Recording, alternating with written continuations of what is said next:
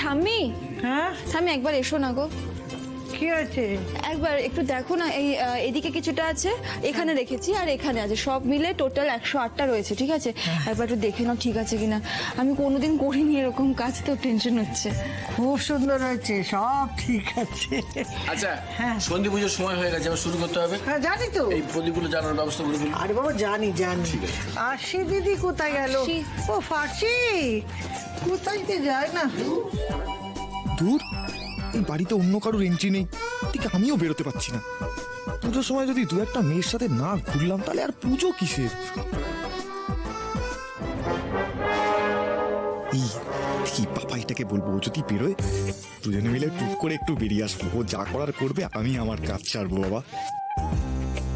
ঠাম্মি, হ্যাঁ? এই যে আমি ওই একটু ব্যস্ত ছিলাম ওই দিকটায় আরে একটা। বাবা জানি তো, সকাল থেকে একটার পর একটা কাজ করে যাচ্ছিস, সারাদিন মুখে কিচ্ছু দিসনি, উপোস করে আছিস। কি? হ্যাঁ উপোস? ও সকাল থেকে উপোস করে আছে? মানে না ঠিক আছে উপোস করেছো, কিন্তু একবেলা উপোস করতে পারতে, আরেকবেলা না হয় মা, মেজো কাকি এরা কেউ উপোস করে নিত।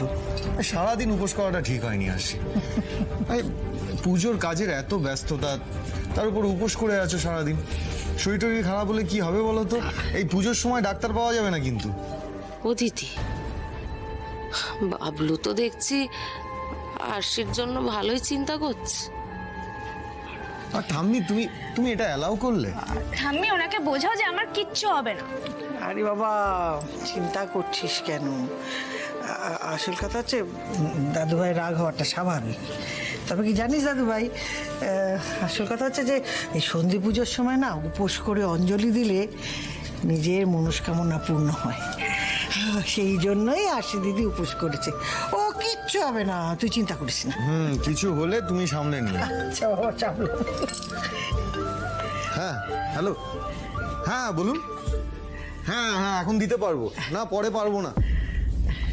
এই ঠাম্মি, সাকুটা কিন্তু ভালোই খেয়াল রাখছে আরশি। হ্যাঁ সে তো রাখেই, তবে প্রকাশ করে না। এই যা, সেটা ঠিক। এটা না সব ছেলেদের নেচার আমার মনে হয়, জানো তো? যেটা মনে মনে চায় সেটা কিছুতেই স্বীকার করবে না।